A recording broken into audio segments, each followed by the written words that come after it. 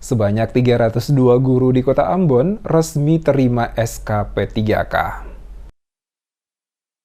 Sebanyak 302 pegawai pemerintah dengan perjanjian kerja atau P3K Kota Ambon menerima surat keputusan pengangkatan tenaga pendidik, yakni para guru yang selanjutnya akan mengabdi di Kota Ambon. Penyerahan SK dilaksanakan pada saat apel bersama yang digelar jajaran pemerintah Kota Ambon pada Senin 28 Agustus 2023 di pelataran kantor Wali Kota Ambon yang dihadiri penjabat Wali Kota Ambon dan seluruh jajaran ASN lingkup pemerintah Kota Ambon. Penjabat Wali Kota Ambon Bodwin Watimena dalam arahannya saat memimpin langsung apel pagi bersama menyampaikan setelah melewati berbagai tahapan dan proses dari BKN, maka 302 orang dinyatakan sah sebagai pegawai P3K khusus guru. Diakuinya total jumlah yang dikirimkan sebanyak 308 tenaga guru, namun setelah melewati berbagai penilaian, pemeriksaan, ada yang dinyatakan tidak memenuhi syarat, diantaranya soal gelar kesarjanaan yang disandang termasuk juga dengan ijazah yang bermasalah. Oleh karena itu, pada kesempatan ini secara simbolis dirinya selaku penjabat Wali Kota Ambon menyerahkan SK kepada para guru yang telah dinyatakan sah kepada pegawai pemerintah dengan perjanjian kerja atau P3K. Kepada Badan Kepegawaian dan Pengembangan Sumber Daya Manusia atau BKPSDM Kota Ambon, Bodwin menginstruksikan untuk segera memasukkan semua SK yang belum ditandatangani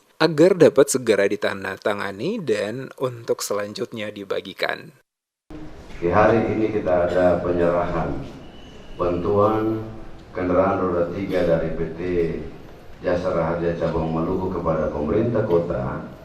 Kemudian ada penyerahan hadiah utama ya 1 unit sepeda motor yang diberikan kepada yang menemukan flyer hari ulang tahun Kota Ambon yang kita lepaskan pada saat pencanangan HUT Kota kemarin. Kemudian juga hari ini dilakukan penyerahan SK P3K guru kepada 302 orang guru yang diserahkan tadi secara simbolis.